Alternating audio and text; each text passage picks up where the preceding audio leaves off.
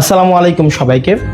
দেশ এবং দেশের বাহিরে আপনারা যারা আছেন সবাইকে মাহে রমজানের শুভেচ্ছা। রমজান আমাদের মাঝে প্রত্যেক বছর আসে আত্মশুদ্ধির উপলক্ষ নিয়ে।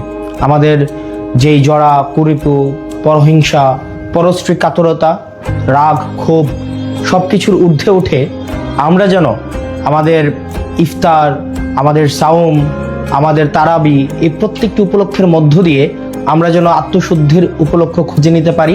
আল্লাহ আমাদের সেই তৌফিক দান করুক এবং সবাই যেন আমরা এই পরিশুদ্ধির মধ্য দিয়ে আমরা যেতে পারি এবং আমরা তাকওয়া অর্জন করতে পারি। এই রমজানে প্রত্যেক বছর দেখা যায় কিছু অসাধু ব্যবসায়ী সিন্ডিকেট প্রতি বছর এই রমজানের উপলক্ষে তারা দ্রব্যমূল্যকে পুঁজি করে, দ্রব্যমূল্যকে এক রকমের সিন্ডিকেট করে আমাদের সাধ্যের বাহিরে নিয়ে যায়।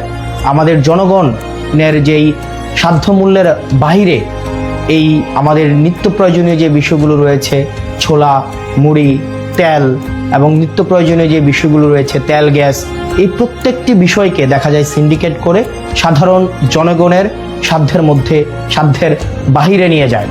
আমরা সরকারের কাছে আহ্বান থাকবে যেন এই সিন্ডিকেট, মাফিয়া, লুটেরা এবং চাঁদাবাজদের বিরুদ্ধে বিগত সময়ের মতো অন্তর্বর্তীকালীন সরকার গত বছর রোজায় যে ধরনের কঠোর ব্যবস্থা নিয়েছে এবং এই নিত্য প্রয়োজনীয় বিষয়গুলো যেভাবে মানুষের সাধ্যের মধ্যে ছিল, এই বছর যেন সাধ্যের মধ্যে থাকে সে বিষয়ে যথাযথ ব্যবস্থা নেবে। একই সাথে সাথে এই রমজানে আমাদের দেখা যায় প্রত্যেক বছর বিদ্যুতের যেই ঘাটতিটা ঘটে সেটা আমরা গত বছর দেখতে পাইনি। আমরা প্রত্যাশা থাকবে প্রত্যেকটা মুসলিম যেন এই রমজানে তার ইবাদত ভালোভাবে করতে পারে, নির্বিঘ্নে করতে পারে। এই জন্য নিরবিচ্ছিন্ন বিদ্যুৎ সরবরাহ যেন ধর্মীয় প্রতিষ্ঠানগুলো এবং বাড়িতে নিরবিচ্ছিন্ন বিদ্যুতের যেন ব্যবস্থাটি সুনিশ্চিত হয় সে বিষয়ে যথাযথ ব্যবস্থা নেবে।